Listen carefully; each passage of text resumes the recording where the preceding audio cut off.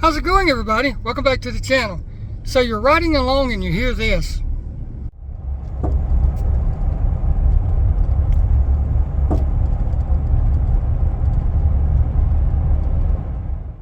Yeah, not a good sound, but it's not as bad as you think it is. Trust me. Let me show you why.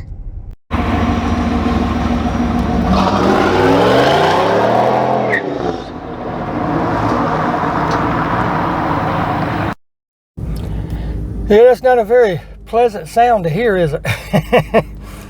But don't fret, don't be scared, because cars, unless you have to delve into the engine, they're really very simple beasts, okay? Owning cars pretty much most of my life, you learn what sounds are what to listen for and everything. Case in point, does it sound like the noise is coming from the rear? You know, every time it makes it, you can kind of hear if it's behind you. Now, a person talks behind you and you could tell it instantly. Well, then that's the same with the noise. Coming from the rear, there's only so many things it can be. It can be a shock mount, a shock itself, or depending on your vehicle and everything, a tracking arm, trailing arm, whatever you want to call it, or a control arm. If it sounds like it's coming from the floorboard, well, really, there's only one thing that could be, or like right at your feet. There's only one thing that could be. That's the transmission mount. I mean, it could be the cross member mounts, but very, very, very rarely is it that. Most of the time, it is the transmission mount. Now, coming from the front, it could be a few things. It could be a motor mount. It could be shocks. It could be upper control mounts, lower control mounts, sway bar end links, just stuff like that, okay? But most of the time, it's always going to be the simple stuff. Very rarely is it the complicated stuff. Yes, engine mounts do go bad, and you really don't hear them that much. You'll know if it's an engine mount because you could be sitting in your car and with it just running, like in your driveway, and give it some gas, and if it's going to make the noise, it'll do it when the engine torques up, because just from this, won't get into the actual engineering, but the spinning force of the engine, called centrifugal force, whenever it spools up, it makes everything want to twist. The body, everything, driveline from one end to the other. So it'll want to twist. So if it does it, when you give it gas, then typically it's going to be the driver's side. And that's when it'll do, is when you give it gas. If it's just sitting still, nothing else is moving, there's nothing else that can make a sound. If it does it when you let off the gas, typically it's the passenger side. Now, that's not always. Don't quote me on that. That's not always. I'm just giving you typical situations, okay? And my neighbor is mowing, so we're going to get out of the truck here in just a second, and we're going to take a look at what I think this is, and we'll go from there, okay? So be prepared for the sound. Now, I've got my steering wheel turned all the way to the left, because I think I know what it is, and yeah, let's go see if I'm correct. I was fixing to take a look and see this little boy on my fender. Hey, buddy. See if I can get it in focus for you.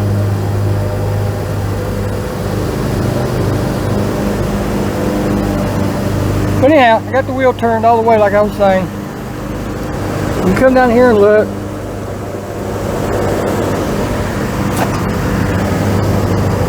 Look at your bushings there, those look good.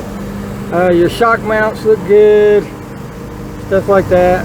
Back you out a little bit. But if you look right here, this is your sway bar end link. And look right there.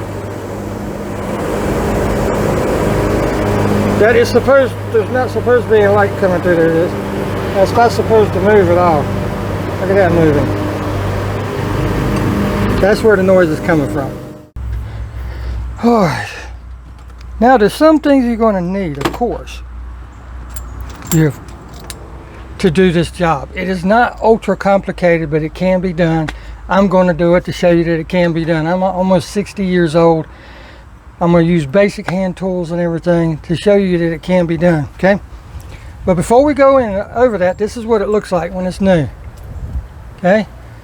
Basically, Metal goes in there, metal from the lower control arm goes there, and it pinches it together. That's all it is.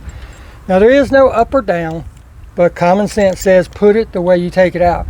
In other words, this has the nut up. That way it's just easier for you to get to it. So I recommend putting it back the same way. Now these I got from Napa. You can get them from any parts store. You can get them from your local GM dealer, your local Chevrolet dealer, however you decide to do it. Most of the places are going to be $22-ish up to $75. Now I got these at Napa. Like I said, I got a pair of them, same box, for $22. My local AutoZone wants $24 for the same exact thing for one. So keep that in mind. Don't be scared to shop around, and don't be scared to try this job yourself. I should say that to start with, because it is not ultra complicated. There's not many tools involved. Got something on my glasses right there. There we go. Now the first thing you're going to need, of course, is a jack. I'm going to jack mine up for simplicity to show you the video and everything of how to do it. Do you have to have a jack? No, you can do this laying on your back in a driveway, but you still have to get the vehicle up. Whether you're straddling a ditch, doing it from underneath, laying in a ditch, whether you're driving it up on car ramps, it can be done, but car ramps typically get in the way because this is over near the tire, over near the wheel, if you will. So just jacking it up is the easiest way that I have found, but you don't have to. Now, you jack yours up how you want to jack yours up. I'm not going to say there's a right or wrong on that. Just please be safe doing so. Make sure it's supported after you jack it up, because jacks give way, jacks slip. We are going to be pulling on this. We are going to be, breaking nuts and bolts loose. So just use caution is all I'm saying. I don't care if you use cinder blocks, tires, wheels, or not tires, wheels, stuff like that. I don't care what you use what you have. You could even use wood. Just make sure it is supported. Got a wasp flying around over here. And me and wasp do not get along. Alright, so next up, very simple tools you can use. Get away from here. Very simple tools. A 16 millimeter and a 17 millimeter. You can work out the conversion. I think that would be what, 5/16 and 3/4. I don't remember right off the top of my head. But yeah, 16 and a 17. You're going to need two. Now whether you use, that wasp is bound and determined to make me mad, because you got to have one for the top, one for the bottom. So the 16 is for the top, 17 is for the bottom. Okay. Here, I'll show you real quick. Okay, there's one, there's the other. Okay. You're going to have one to hold it and one to turn it. So that means you're either going to have two ratchets, or if you're using wrenches, they come with their own pull handle. And that is pretty much it. Now what I did was I pre-lube. Get away from here. I was trying to make a nest in my fog light. Now what I suggest is, it's going to take you a day or two to get the parts anyway. Some places you might have to order, it might take a little while longer, like Amazon. Get you some good WD-40 or something and spray on the threads. That can never help. And then take a wire brush right before you do it and clean the threads on this, okay? As you can see, I've got mine jacked up, and I have a jack stand under there supporting it as well. But here's what we're dealing with. This will get you a better view. This right here is called the sway bar end link. And as you can see, it is very loose. And this is a good sign right here. And let me explain why. Some come from the factory this way, like my Tahoe had it this way. Rather than having this polymer, it'll have an actual metal shaft. Now what happens is, dirt, grime, water gets in between the threads and the metal shaft. So what it does, it locks it in place. So if yours is like that, you're going to need a way to cut it off. Whether it be a hacksaw, a die grinder, whatever you have. But again, just be safe and take your time. There's nothing hard about this, okay? But as you saw from this, it spins very freely, so I don't have to worry about that. But if you could try knocking it out, but as you can see, there's no room to really swing a hammer in here. So if it doesn't turn freely, then you're going to have to cut it off. But I also recommend taking a brush and hitting those threads.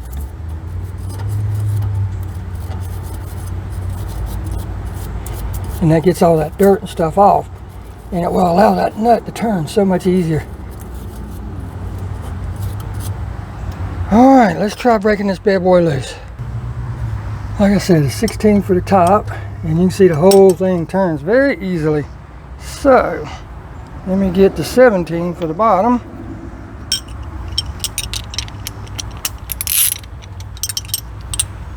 It's kind of hard to do this to stay out of the way for the video.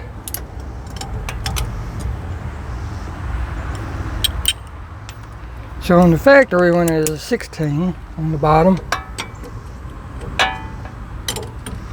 There we go. Turn the ratchet the other way.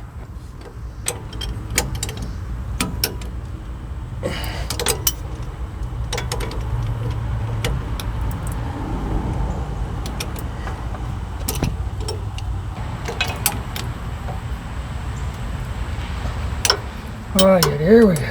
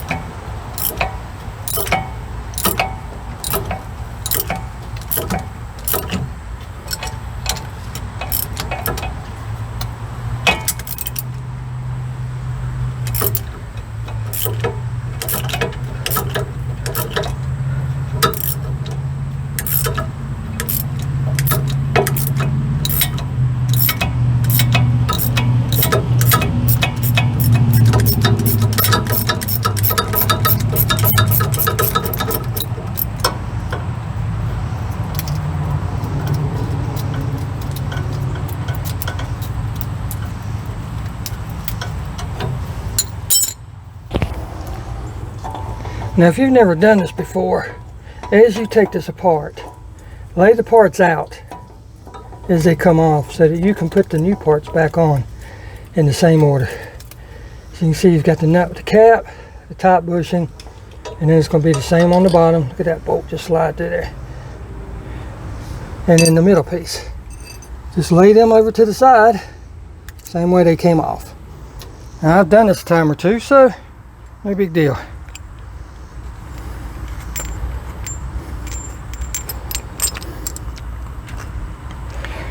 Now we got to put the new stuff on, and this is where we might run into a slight problem, and that is if this middle piece doesn't fit, because you got to think everything is unsprung right now. So you know what I mean by that? There's no weight on it. So we got to separate that just a little bit so that we can get that new piece in there. Now the sway bar has its own bushings. If I turn you around right there, you can see them, and they will slide or rotate, if you will. So what I'm gonna do is I'm gonna just take a small pry bar and put right here and pull up on it, and that should give me enough room to get this in there. Yeah, close. A little bit more.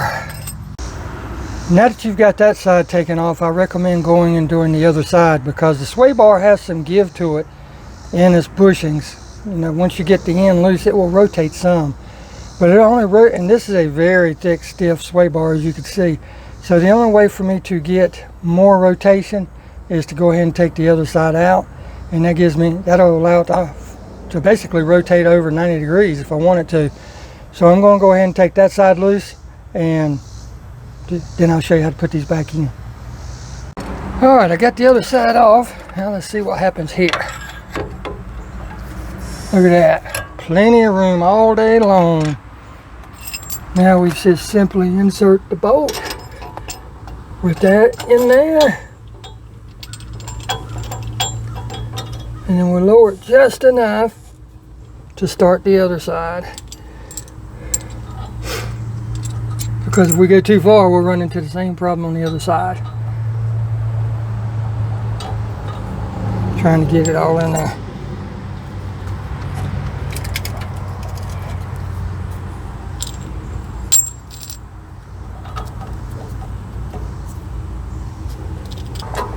I'm gonna do something. I'm gonna put that there. You know, I've done this before. I'm just gonna put the nut on it, and then I'm gonna go around to the other side and get it this far along. That way this piece is in. Then I can pull this down and tighten it up as we go. All right, I've got the other side in the same way. And if you have to, you can take your pry bar, screwdriver, or whatever, put right there and pull down. See how much more room that gives you. So we may end up having to do that too. We're fixing to find out. I might have to use a ratchet strap because I don't have but 2 arms. Or 2 hands rather. You can see that gives you enough, but I have to be able to hold all this. Let me get my ratchet strap and try that.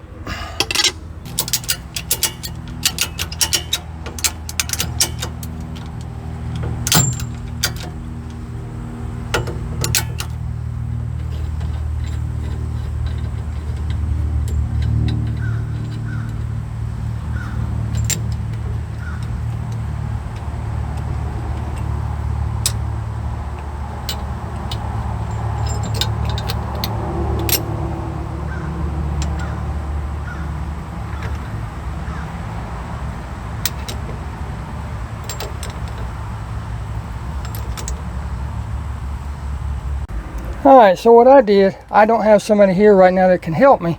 So I put a ratchet strap on this, went around to my front mount of my lower control arm, and just tightened it down enough to give me some clearance so that I can try to get this in here.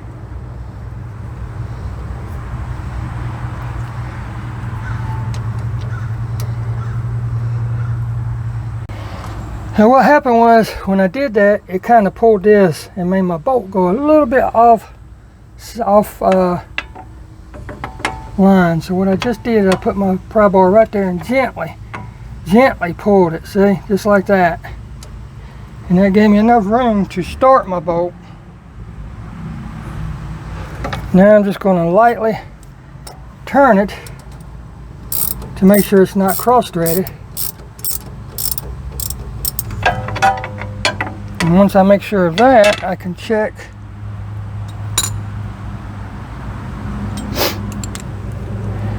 make sure the bolt is not free spinning.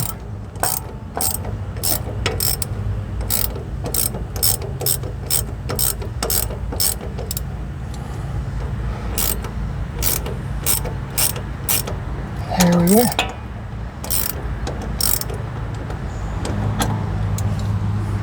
That's the 17.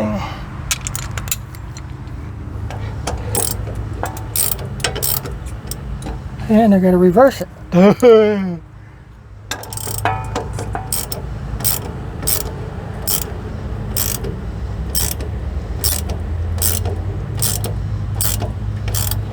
That should be good enough. Now I'm gonna go to the other side and do that. And take this ratchet strap off. Okay, I've got the other side on. Now all we got to do is just tighten this bad boy down. Now there is a particular torque that you need to put this on if you have a torque wrench. If you do not, don't worry about it. You just go tight. Not so tight that you break your wrench or anything like that. You know, not like you're trying to He-Man it. But you'll know, because all this stuff has to compress and then it'll just quit turning. And then you make sure that you can't tighten it anymore and you're good to go. But if you have a torque converter, look it up for your particular vehicle because they're all not the same. That's why I'm not going to give it here.